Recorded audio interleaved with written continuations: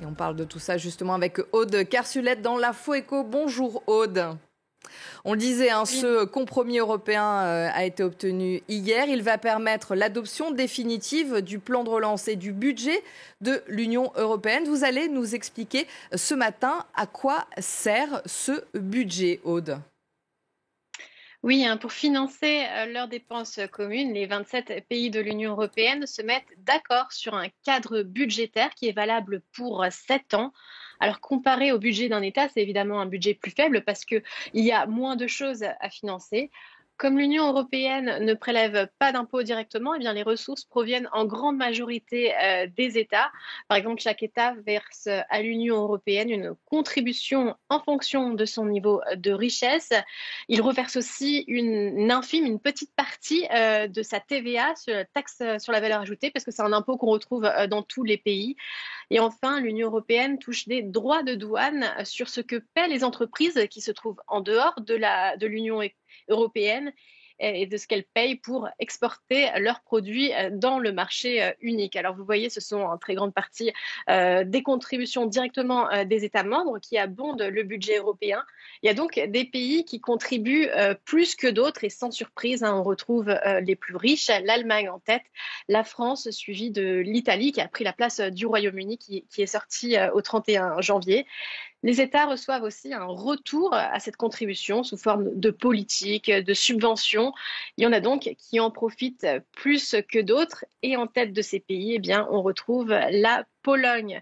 La Pologne, c'est donc le premier bénéficiaire et elle a longtemps posé son veto, on le sait, à la question de ce budget européen sur le respect de l'état de droit.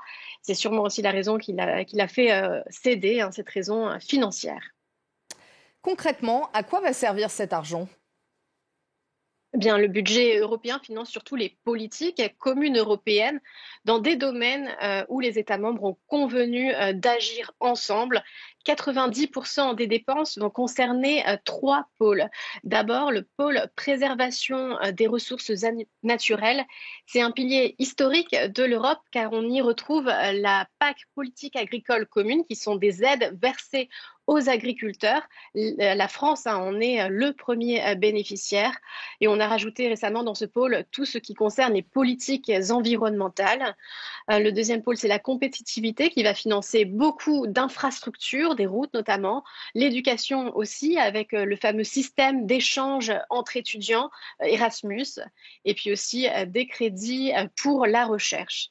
Et enfin, la politique de cohésion entre régions, dans le but de réduire les inégalités entre États membres et d'aider les régions les plus défavorisées à transformer leur économie par l'accord notamment de subventions aux entreprises qui décident de s'y installer. Et dans les postes les plus marginaux de dépenses, on peut rajouter les aides internationales que l'Union européenne verse, les dépenses de sécurité aux frontières, et puis enfin tout ce qui va permettre de faire fonctionner les institutions européennes, l'entretien des bâtiments par exemple. Aude, le plan de relance a aussi été débloqué hier. En quoi ce plan est-il différent du budget ? Alors le budget, c'est un fonctionnement normal de l'Union européenne, alors que le plan de relance, eh bien, c'est une réponse temporaire à la crise que nous vivons actuellement. Donc normalement, il ne fera pas partie de la prochaine négociation du budget dans 7 ans. Alors dans les faits, le plan de relance va financer les mêmes domaines dans lesquels l'euro est compétente par des prêts et des subventions dans l'environnement, dans les innovations. Ce doit être des investissements d'avenir. Pour recevoir les versements, comme dans le budget, il y a cette condition de respecter les droits de l'homme. Cette question âprement négociée et précisée hier soir lors du sommet européen.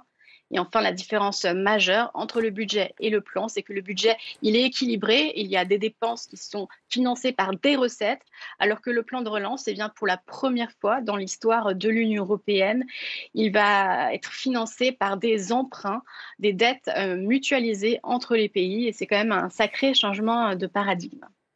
Merci Aude, c'était l'Info Éco.